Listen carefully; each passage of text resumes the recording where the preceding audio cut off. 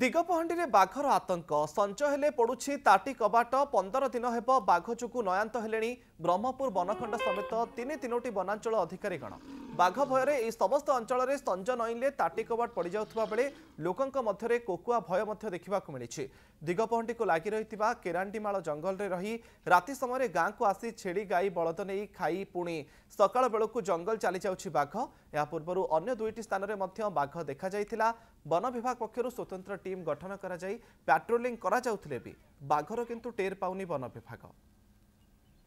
ये जो 3 दिन तले जो महाबल बाघ आसिया फल रे सब चिन्ह सब देखिले जो पाद चिन्ह समस्त तो आम भाविलु जे बाघ बाघ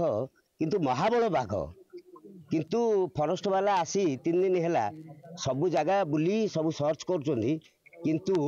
कोडी हेले तार खोज खबर देखु ना किंतु ताके बाघ बेली बेलिया सेतु आमे आउ कुआडे घरु बाहरी पारनु रास्ता घाट सब जाम अछि आउ आमे आउ किछ कहयागु उत्तर दे पारनु। या वर्तमान भयभीत समस्त भयभीत आज्ञा संपूर्ण रे पूरा पूरी भयभीत हो अच्छो 2 दिन है 3 दिन है आज के बाघ चिन्ह पाद चिन्ह देखा जाए काली एएसएफ सार आउ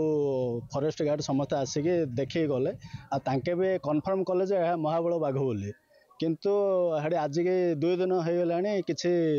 धरा पड़े आज 24 घंटा है काली टीम ट्रैप कैमेरा लगेबार किंतु आज एपर्यंत धरा पड़ी ना बाघ चिन्ह पड़ता आम वन विभाग आम डाकिलु तांके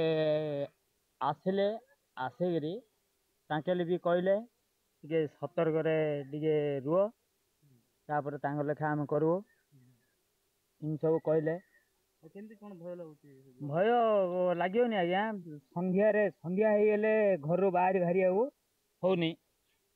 राति 4 रु घर बाहरी भय लगुच बाघ चिन्ह पड़ी आम गाँ पठे गले आम सका जाइलु बाड़ा आड़े देखी पलू डर वन विभाग कहल वन विभाग कहला आसले इनक्वारी कले कौन कहले वन विभाग इनक्वारी कर गले।